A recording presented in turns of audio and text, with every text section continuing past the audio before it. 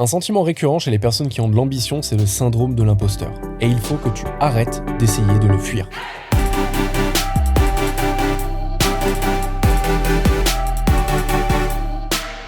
Si tu lis des livres, des articles, tu écoutes des podcasts, regardes des vidéos, tu traînes pas mal sur les réseaux sociaux autour de personnes qui parlent du développement personnel, le syndrome de l'imposteur, c'est forcément quelque chose qui t'est passé devant les yeux.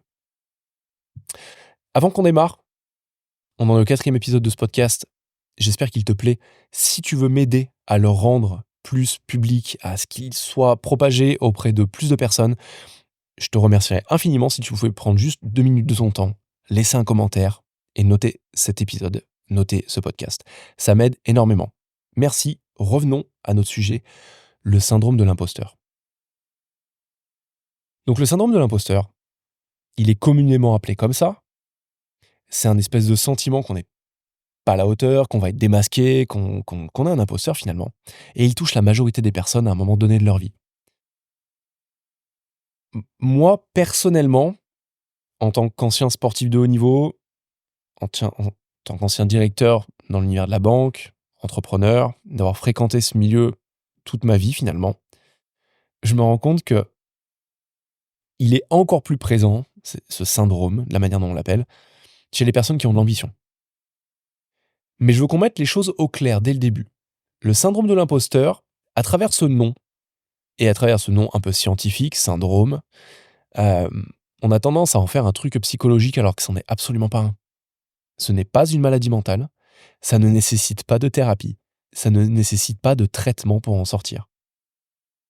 Fondamentalement, ce qu'on appelle le syndrome de l'imposteur, c'est juste une description d'une expérience qu'on est en train de faire. Et contrairement à la manière dont tout le monde semble le percevoir, je trouve qu'il ne faut pas essayer d'en sortir. Il ne faut pas essayer de fuir cette expérience. L'éviter, c'est encore pire. Pour moi, à mes yeux, le syndrome de l'imposteur, c'est une très bonne chose. Donc je te propose de voir dans cet épisode ce syndrome sous un tout nouvel angle. Je vais te présenter en fait une toute nouvelle manière d'y penser. Et pour ça, d'abord, il faut comprendre et savoir percevoir son utilité. Le syndrome de l'imposteur, il semble nous toucher dès qu'on a la sensation de ne pas être au niveau, d'une tâche que quelqu'un nous a attribuée ou d'un résultat qu'on a eu qui paraît surprenant, inattendu, suite à une action qu'on a menée. Pas mal de personnes finalement ressentent ce syndrome quand ils font aussi par exemple l'expérience de ne pas être de pas être au niveau d'une équipe qui les a accueillis. Tu vois, quand tu rentres dans une équipe et tu as l'impression que tout le monde est meilleur que toi. C'est là où on fait coucou, syndrome de l'imposteur, ça survient, ça nous prend à la gorge et on a l'impression d'être nul, de pas être au niveau, de rien avoir à faire ici. Ça, j'ai rencontré ce cas, moi personnellement, j'y étais confronté. Et aussi à travers des clients qui commençaient à signer des clients, qui commençaient à développer leur entreprise, qui faisaient soit du conseil, soit qui avaient des entreprises différentes, mais qui commençaient à se dire, tiens, les gens me font confiance, mais pourquoi ils me font confiance? En fait, je suis un imposteur, je sais pas ce que je fais. La bonne nouvelle, c'est que la majorité des personnes ne savent pas ce qu'elles font. Mais, en étant dans l'action, elles avancent et elles apprennent. Par rapport au syndrome de l'imposteur, notre réflexe, c'est de tout faire pour prouver qu'on a notre place. Donc en fait, notre premier réflexe, c'est de faire semblant. Et c'est là où ça va devenir un peu différent du discours que tu peux entendre d'habitude. Parce que souvent on dit, ok, fais semblant. Fais semblant jusqu'à ce que tu y arrives. Le fake it until you make it, c'est à l'américaine, où tu dois faire semblant d'être capable de faire quelque chose jusqu'à ce que tu y arrives vraiment. C'est une stratégie. C'est une stratégie qui fonctionne. Néanmoins, aujourd'hui, j'ai envie d'aborder les choses totalement différemment, avec moins de stress, parce que faire semblant, ça crée du stress. Pour ça, d'abord, j'ai envie qu'on déconstruise le syndrome de l'imposteur. Et il y a un super TEDx, une super conférence de Valérie Young, qui parle de 5 types de syndrome de l'imposteur. D'abord, il va y avoir le perfectionniste. Pour le perfectionniste, chacun de ses actes vise la perfection dans le but de se valoriser. Regardez comme ma vie, elle est parfaite. Tout est à sa place et tout roule de manière optimale tout le temps. Je suis génial. Cependant, tout le monde sait que la perfection, c'est n'importe quoi, ça n'existe pas. La nature même de l'être humain, c'est l'imperfection. On est sale, on est à peu près, on est constamment en évolution. Et l'évolution, elle recèle forcément de l'imperfection. Si on était parfait, il y aurait pas de but d'évoluer. Le problème du perfectionnisme, ou plutôt le problème du perfectionniste, c'est lorsqu'il fait face à sa propre imperfection. Là, il va y avoir du stress, il va y avoir une baisse d'estime de soi et un sentiment de ne pas être à la hauteur qui va se pointer, mais très très rapidement, ce qui va créer une énorme tension interne qui devient presque insoutenable. En fait, ça va l'amener à rechercher encore plus la perfection partout. C'est paradoxal, hein. Le perfectionniste, en fait, c'est une cocotte minute prête à exploser. Parce qu'il essaye tout le temps d'être parfait, sachant inconsciemment qu'il n'y arrivera jamais. Donc il est tout le temps sous pression. Le deuxième type de syndrome de l'imposteur qu'on va retrouver, c'est chez le super-héros. Donc c'est aussi celui qui est appelé le high performer, le high achiever. Sa stratégie pour prouver qu'il appartient à un groupe, c'est de surpasser tout le monde dans toutes les situations. Dans son esprit, s'il n'est pas au-dessus, c'est qu'il n'est pas à la hauteur. Ses médailles et ses réussites, ce sont en gros ses galons, c'est laisser-passer, ses badges d'honneur, c'est ce qui lui apporte de la valeur. Le problème, c'est que tout super-héros, comme Superman, a sa kryptonite. Moi, je me reconnais là-dedans parce que ça caractérise les 12 premières années de ma vie professionnelle. Où j'ai essayé clairement de toujours faire plus, de toujours être le meilleur, le plus beau, le mieux habillé. Quand je dis le plus beau, c'est pas le plus beau gosse, mais j'étais toujours parfait. Donc je suis aussi un peu dans le perfectionnisme. En tout cas, je l'étais. Toujours bien coiffé, toujours bien la barbe taillée, mes costumes, mes chemises, mes chaussures, tout était parfaitement repassé, parfaitement agencé, parfaitement ordonné, parfaitement ciré. J'étais tout le temps souriant. J'essayais tout le temps de créer une image de moi qui était parfaite. Mais si on regarde ça, dans un des premiers films, Superman, il commet l'irréparable. Je sais plus lequel c'est, mais c'est celui où en fait il n'arrive pas à sauver Lois Lane. Et à la fin, elle meurt. Enfin, à la fin de cette scène, elle meurt. Et c'est là que Superman, il se met alors à faire le tour inverse de la Terre en volant à la vitesse de la lumière pour remonter le temps, pour avoir une nouvelle chance cette fois de la sauver. À moins que tu sois capable de faire ça, si tu te comportes comme un super-héros, à essayer de toujours être meilleur que les autres, tu te retrouveras forcément dans des situations dans lesquelles ta volonté seule ne suffira pas. Le super-héros, il a une forte tendance à être un drogué du travail, à être un workaholic. Il pense qu'à ça, il est drivé que par ça, sa vie tourne autour de ça. Ça a été mon cas. Je me suis défini par rapport à mon travail et à mes réussites professionnelles pendant des années. Et c'est tout sauf ça. Le troisième type de syndrome de l'imposteur qu'on va avoir, selon Valérie Jung, c'est le génie naturel. Là, on est dans une autre sphère. Le génie va démontrer sa valeur en montrant à quel point tout ce qu'il fait, c'est facile pour lui. Et à quel point il ne comprend pas que les autres n'y arrivent pas et à quel point il ne comprend pas pourquoi les autres pensent que c'est difficile. Alors, bien qu'il puisse être effectivement une personne plus brillante que la moyenne, c'est carrément une possibilité, ce trait de caractère, il devient problématique lorsqu'il s'en sert pour construire son image. Parce que lorsqu'il va se confronter à une situation qui n'est pas facile pour lui, et crois-moi, ça arrive toujours, il doit faire semblant. C'est une obligation. Bah oui, parce que vu que pour lui tout est facile, quand il est face à quelque chose de difficile, c'est pas normal, ça crée une incohérence dans son image. Ça déchire un coin de l'image. Donc il est obligé de faire comme s'il savait. Il est obligé de faire semblant. T'inquiète pas, je gère. Le truc, c'est que, nerveusement, il est très difficile de faire semblant que quelque chose est facile alors que ça l'est pas. Donc tu vois, le fake it until you make it, le faire semblant jusqu'à ce que tu y arrives, ça peut créer énormément de tension. Le quatrième profil qu'on va avoir, c'est le soliste. Je peux tout faire tout seul.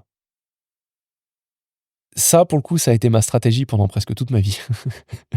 Tu vois, je suis 100% honnête. C'est à en oublier que les plus grandes réussites individuelles, comme ceux qui traversent l'Atlantique à la nage, ou les Michael Jordan, les Roger Federer, les Kobe Bryant, ils ont tous une équipe derrière eux. Ils n'ont jamais rien réussi seuls. L'incapacité des solistes à recevoir de l'aide et à en demander, c'est ce qui les ancre dans le syndrome de l'imposteur. Parce qu'ils essayent tout tellement... Enfin, ils essayent de faire tout tellement tout seuls qu'ils ne peuvent pas sortir de leur situation. Car en fait, ça moi je m'en suis rendu compte moi-même, demander de l'aide ça signifierait que finalement, bah, tu peut-être pas tant à la hauteur que ça. C'est intéressant, non? Moi, le jour où je me suis rendu compte de ça, ça a été une énorme prise de conscience. Et ce qui est intéressant, c'est que c'est quelque chose qui est assez récurrent chez mes clients. Surtout chez les entrepreneurs au début, qui ont l'habitude de tout faire tout seul. Le paradoxe, c'est que même quand ils commencent à recruter, ils restent dans ce rôle de soliste. Ils veulent être toujours investis sur leur premier métier. Le métier produit, si c'est eux qui ont créé le produit à la base. Le métier de dev, s'ils faisaient du développement. Le métier commercial, s'ils faisaient le commercial. Alors bien qu'ils puissent, et que ce soit sain d'ailleurs, de garder un pied là-dedans, ils n'ont pas à faire le travail de la personne qu'ils ont embauchée. Et c'est là aussi où on voit le syndrome du super-héros qui essaie de toujours tout faire tout seul et de mieux faire tout le monde. C'est souvent ce dirigeant, ce manager, ce leader, cet entrepreneur qui va réparer les erreurs des équipes qu'il a embauchées pour régler les problèmes à la base. Le syndrome de l'imposteur, ça peut être une problématique à ce niveau-là. Enfin, le cinquième profil, c'est l'expert. Lui, il prouve son mérite en étant l'expert de partout, en étant l'expert tout le temps. En gros, c'est le monsieur je sais tout. Et le truc, c'est que lorsqu'il tombe sur un sujet sur lequel il n'est pas l'expert, il commence à faire semblant lui aussi. Quitte à dire des conneries. Quitte à dire des trucs qu'il ne maîtrise pas du tout, juste pour pas perdre la face. Le vrai problème, c'est pas de ressentir le syndrome de l'imposteur ou d'avoir peur de se faire démasquer. Le problème, en fait, c'est de ne pas s'avouer que nous-mêmes, la plupart du temps, on est des imposteurs. On l'est tous. C'est une réalité assez commune au final. La plupart du temps, on fait semblant. Et c'est une super bonne nouvelle. C'est là où je veux qu'on voit les choses différemment que d'habitude. Où tu vois plein de publicités sur LinkedIn, sur Instagram, t'as des podcasts qui sont dédiés à ça, comment résoudre le problème du syndrome de l'imposteur. C'est pas un problème. Le véritable problème, c'est le gap. C'est le gap entre ce que tu es réellement et l'image que tu essayes de créer artificiellement. Mais la solution à tout ça, elle est assez simple finalement. 1. Arrête de faire semblant et fais preuve de vulnérabilité. C'est OK si tu ne sais pas. Ta capacité à trouver la solution, par contre, ça, c'est quelque chose qui te permettra de grandir. C'est là où on en arrive au point 2. Commencer à se positionner sur un axe de croissance plutôt que de se voiler la face. Dire qu'on sait alors qu'on ne sait pas, c'est se voiler la face. C'est rester dans le syndrome de l'imposteur. C'est recréer de l'attention et encore pire, c'est l'alimenter. Mais commence à dire je ne sais pas. Par contre, je m'engage à réfléchir à ça, à me renseigner et à évoluer. C'est se mettre sur le rail de la croissance. On se positionne sur une dynamique qui est vertueuse. Et on a tendance à oublier que nous ne sommes pas des individus finis. On est tous des travaux en cours. Je te le répète parce que ça, pour le coup, c'est important. On n'est pas des individus finis. On est des travaux en cours jusqu'à notre mort. Et quand on a compris ça, c'est là où on peut commencer à découvrir la vraie estime de soi. Le réflexe normal, une fois que tu as compris ça, que tu as tout entendu, en tout cas, c'est celui des personnes à qui je partage ces idées, c'est une de ces variantes. Mais je ne peux pas juste arrêter de faire semblant. Si je dis sans cesse que je sais pas, je vais soit me faire virer, soit passer pour un incapable. Ça, par exemple, c'est une cliente il y a quelques mois qui prenait une position de leadership dans une banque privée et qui disait mais je peux pas juste arrêter de faire semblant parce que je vais me faire virer en fait. Je sais pas si tu connais l'auteur Patrick Lencioni. Il a écrit plusieurs livres, il y en a un que j'adore en particulier qui est Getting Naked, que je recommande à pas mal de clients, où il prend exactement l'exemple que je vais te lire ici. Mais, enfin, plutôt que je viens de te dire, il prend l'exemple là, mais je peux pas juste arrêter, je peux pas faire semblant. C'est quelque chose en fait qu'on entend tous régulièrement. Mais sa réponse, elle est 100 fois meilleure que ce que je pourrais t'apporter. Ce qu'il écrit dans son livre, ah, mais je ne peux pas juste arrêter de faire semblant. Si je dis sans cesse que je ne sais pas, mais je vais me faire virer, je vais passer pour un incapable. Ce que Patrick Lencioni répond, c'est oui, tu peux te faire virer. Mais la bonne nouvelle, c'est que tu te feras virer pour incompétence, pas pour manque d'honnêteté. Et ça, le manque d'honnêteté, le manque d'alignement entre nos valeurs, entre ce qu'on sait faire et ce qu'on dit dans le monde, en fait, c'est notre niveau d'intégrité, c'est quelque chose qui est en voie de disparition. C'est de plus en plus rare. Moi, cette réponse, je la trouve merveilleuse car elle contient un point central qui règle le syndrome de l'imposteur. À compter du moment où tu arrêtes de te mentir sur ton prétendu niveau de compétence imaginé, parce que c'est quelque chose, c'est la fenêtre de Johari. Il y a toujours un énorme gap entre le niveau de compétence qu'on perçoit, nous, et le réel niveau de compétence qu'on a, de manière positive ou négative. Ce gap, il peut être positif ou négatif. Mais quand on arrête de se mentir sur ce prétendu niveau de compétence imaginé ou celui qu'on pense devoir avoir pour être assez, et que tu commences à être honnête par rapport à ton niveau de compétence réel, là, tu vois le gap qui commence à se dessiner. Il n'y a plus de problème de syndrome de l'imposteur. Ou pour parler plus simplement, en fait, il n'y a pas de problème d'estime de soi. Parce que le syndrome de l'imposteur, c'est ça, c'est un problème d'estime de soi. Oui, au fond, il s'agit uniquement de ça. Il s'agit que d'estime de soi. Et c'est super intéressant d'aborder le gap au travers de ce qu'il est vraiment, donc l'estime de soi, parce que ça lui donne tout son sens. Est-ce que tu valorises tes propres opinions? Est-ce que tu valorises tes connaissances? Est-ce que tu valorises tes idées, tes forces, tes faiblesses, tes compétences, tes comportements?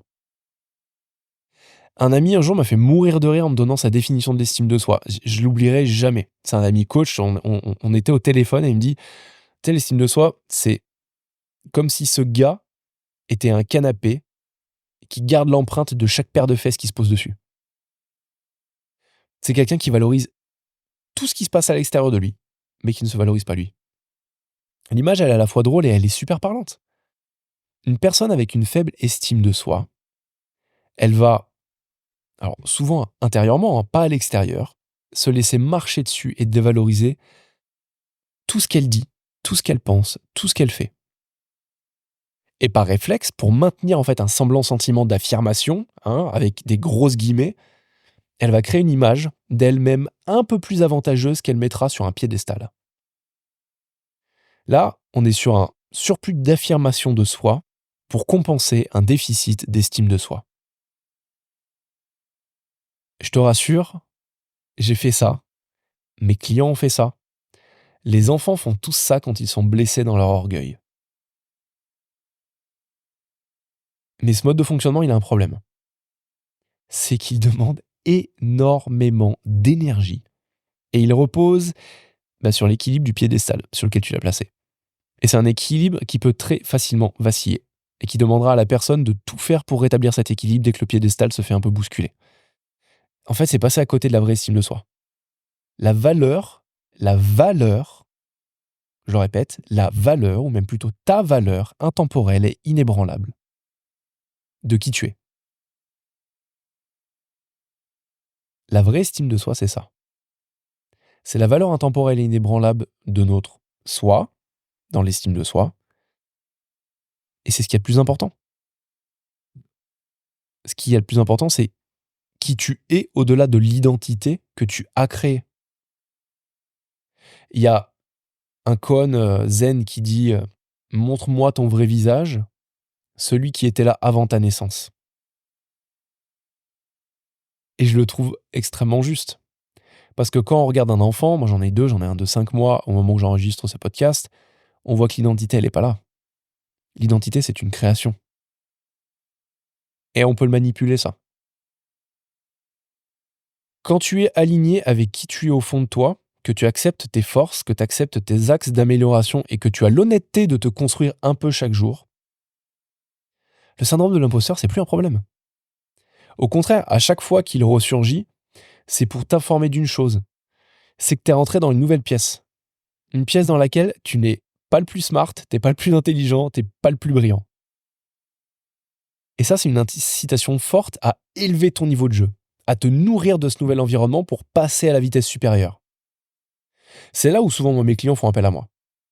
C'est parce qu'ils se rendent compte qu'ils sont, on va dire, les gens les plus intéressants de la pièce, de leur boîte, du cercle dans lequel ils sont, et ils restent bloqués par rapport à ça. Ils sentent un espèce de plafond de verre. Et quand je dis mes clients, c'est les clients de beaucoup de coachs au final. Un sportif, quand il fait appel à un coach, un préparateur physique, un préparateur mental, à quelqu'un qui va l'aider à voir les choses différemment, c'est pour passer à la vitesse supérieure. Ces moments, c'est une nouvelle fois de bons moments pour regarder le gap et de te mettre en ordre de marche pour combler ce gap en arrêtant de faire semblant, en arrêtant de te mentir, en arrêtant d'essayer de jouer un rôle qui n'est pas le tien ou de construire une image qui n'est pas la tienne. Et de te rappeler que si tu es à l'endroit où tu es actuellement, mais c'est qu'il y a une raison. Rien n'est un hasard. La vie est un jeu de croissance. On est né pour croître. Sinon, on resterait des bébés toute notre vie.